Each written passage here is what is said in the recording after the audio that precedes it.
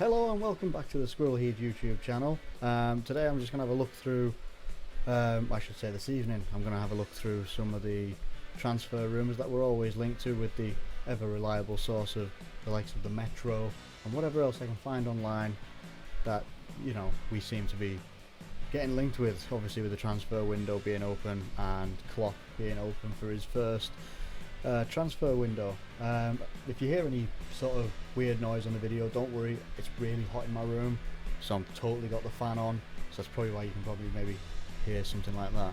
So obviously, let's have a look and see. So one of the first ones we've got is that apparently we want to go in for I think it's Sadio Mane, which is obviously coming out from the Goetze refusal, which someone like Goetze, you've got someone there who scored a World Cup winning goal. The only way that we would have had a chance to get Mario Goetze is if we'd have won the Europa League. Heartbreaking for us as it is, that's just the reality of the situation. If we'd have maybe won that, we would have had a better chance. But then, he might want to stay there and work with Carlo Ancelotti. They've just won the league, even though he didn't have the biggest role in that. He's still a great player. He's only 23 years old. We finished 8th in our league and we lost in a Europa League final. Number one, nobody remembers the person who came second, just like when we came second in the league. The only people that remember it is us, which, says a lot. And then we came 8th in the league, so we've got no European competition to offer him anyway. He deserves to be playing in those competitions if he's played, but I certainly don't believe that that'll be coming to us. Now, Sadio Mane, he's ripped us apart a couple of times. He's ripped a few teams apart. He doesn't do it on a consistent basis though, which is the only thing that I would have against a move for him. But to be honest with you, he's got a shit ton of pace. He does score goals. He can set up. He's got a good load of assists as well, along with his goals, as we're seeing here. But apparently we're, the people that we're up against is Man United and Tottenham to sign the player. That's some stiff competition for us to be up against. I certainly wouldn't want someone like Man United getting him, obviously, because if they get someone like that, coupled with the likes of Depay and Rashford and things like that, all the people that got a lot of pace, a lot of skill, a lot of talent, it can only make them better. And especially with them having Jose Mourinho, the amount of pull that he's got just on his own name, he could pretty much sign everybody outside of the top 3 players in the world, being like Suarez, Messi and Neymar. No, I don't include Ronaldo in that, but that's my opinion. 24 years old, I would definitely take him. I don't, honest to God, see that he would be coming to us. I really don't. I think we would be lucky. Liverpool considering an approach for Ante Coric. Not entirely sure who this is. 19-year-old. He's considering a summer bid. Apparently Manchester, Chelsea and Wolfsburg have all made contact. Klopp used a similar tactic to help persuade Marco Grujic to join Liverpool from Red Star Belgrade. It's great that Klopp obviously does have a lot of pull, and he's got probably one of the best personalities that you could have if you were a player, if you wanted to work with a manager, and especially someone who's young. You got Manchester City, Pep Guardiola. He's probably going to be looking for some superstars. Chelsea, Antonio Conte. I don't know enough about him to comment. And Wolfsburg, they would probably be in with a good shout, possibly. But I don't know enough about Wolfsburg and their team and their manager to know what they would be like. But sounds quite promising. But as I say, I don't know much about the guy, so can't really say if that's going to be a mover. But if it's a young, talented player, the best person to work with is Jurgen Klopp, I would say, most definitely. Oh, that's another article of the same thing. Reds consider swoop for a French starlet. Okay. Let's check out what this one's all about. Okay, and the source is Talk Sport, so we'll take that with a pinch of salt. He's been impressive in League 2. Okay, so I would assume that by that it wouldn't be someone who's going to slot into a first team position, which I think from a Liverpool perspective, yes, getting some youth players in is important, but let's look at our own youth and how well that they can play as well, how well that our youth players have actually slotted into our way of playing during this last season. Even They've played in some games, some key games as well, but they've made some really good impact on our team, including the likes of Jordan Ibe. Obviously, Shea Ojo, I'm a really big fan of, and I really want to see him kick on next season. And all the other guys that have made solid appearances for us. I don't think going after someone who's a 19-year-old who's been tipped for a big future on the back of League Two, it's not something that I would be pursuing if I was. I mean, but this is me. I mean, I'm trying to look. I want to be looking at who is going to fit into our first team, and I just think we need some more first team players, some first team really good players. We've got some good ones coming in. I'll come on to those in a little bit. But yeah, so let's have a look. So I think we've got a couple of articles here about Alex Vidal. Apparently we won't be able to land him for 45 million, which is pretty steep for someone who I only really know from FIFA, because he doesn't get a lot of game time at Barcelona, and it seems that because he's a Barcelona player, he's going to cost 45 million. But if he's expected to replace Dani Alves, that's quite a player to be replacing, so fair play. So I'm not even going to look at that article, maybe not even this one either. Apparently we're closing in on a deal for Piotr Zielinski, which apparently is sounding exciting, but then he's obviously the players coming out and revealing that he's got Roma, Napoli, Borussia Dortmund. It's one of these things. You never know. It would be great to obviously get someone like this in. The way that he's been described, this is only one person that I have read up a little bit about, and that he's very good in the middle of the park. He's a box-to-box midfielder, and he works very, very hard. Sounds like someone that we need desperately.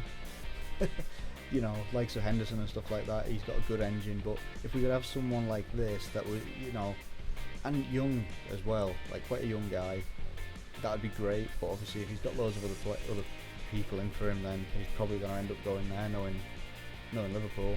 And then this one, which I'm 50-50 on. Liverpool eyeing a move for Alex Oxlade-Chamberlain.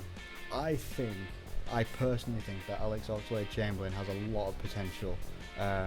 Now, obviously, reading the second line after the sub-headline that we face competition from the league champions Leicester, I wouldn't say we'd have a very good chance of getting him. I really wouldn't. When you look at obviously if Leicester, who've just won the league, they're going to be really wanting to strengthen ahead of the Champions League that they're going to have to compete with next year. All the amount of funds that they'll have to throw at people as well this next season over the summer as well.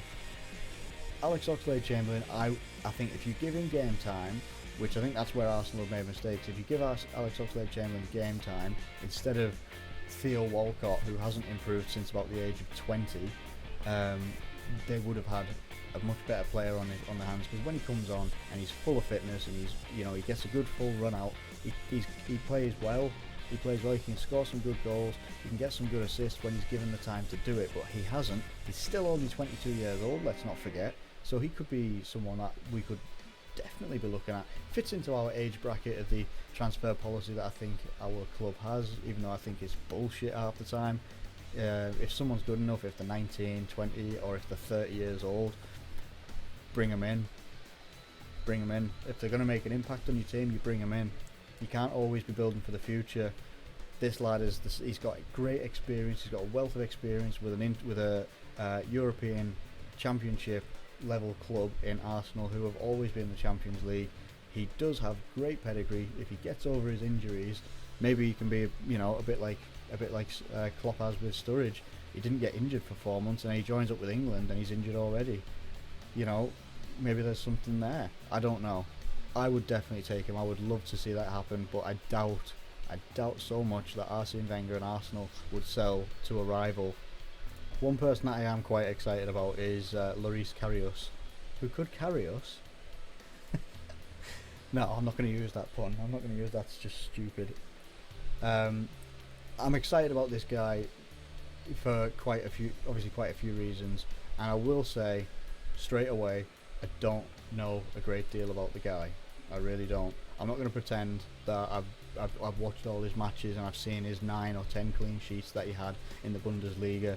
9 clean sheets, as the article says here. I'm totally not going to pretend any of that. But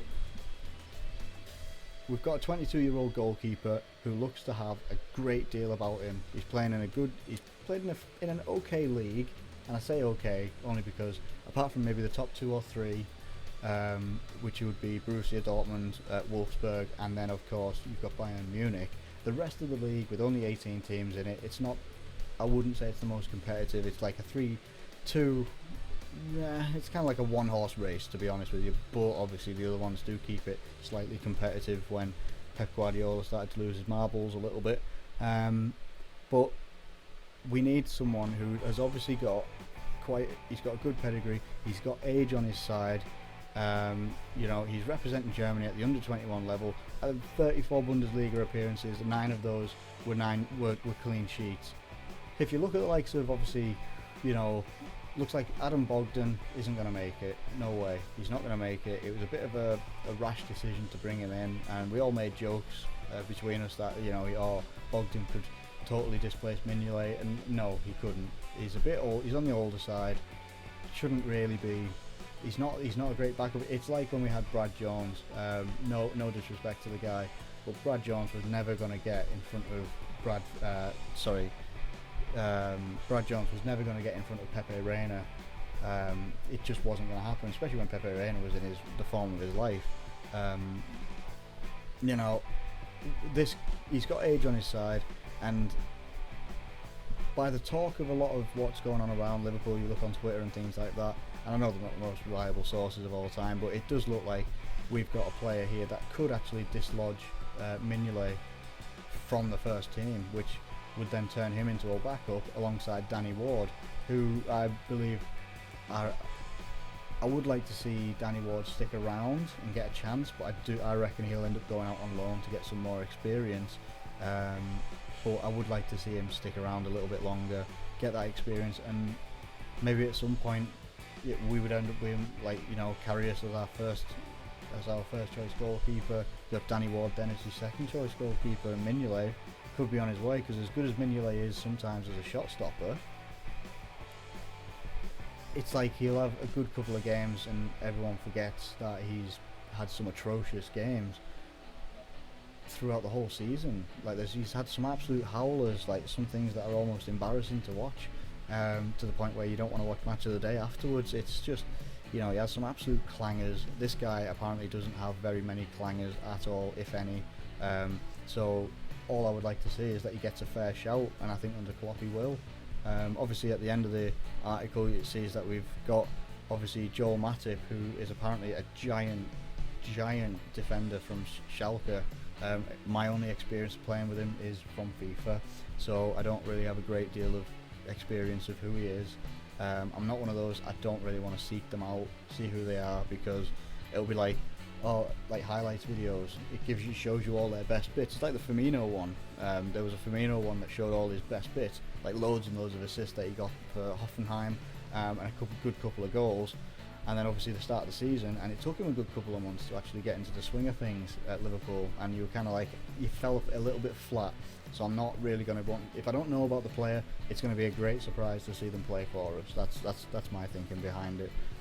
Anyway, so that's my transfer roundup at the moment for Liverpool. I'm going to do a transfer roundup through the week from across the Premier League, maybe even a little bit about what's going on across Europe. Obviously the big talk seems to be at the moment that Man United could be getting Zlatan Ibrahimovic. What are people's thoughts on that? I will share my thoughts on that in the next video that I do. That's going to be, it'll be about midweek, I reckon. But we'll see. I'll get it out as soon as I can. I've got some gaming footage and gaming videos to go up. I've got some gaming videos and stuff to do that I need to be, cracking on with. I want to try and make this channel as, as regular as possible. Get as much content up as I can and just see what happens. So if you've enjoyed the video, drop a like on the video, subscribe if you're new around here, and I'll catch you later.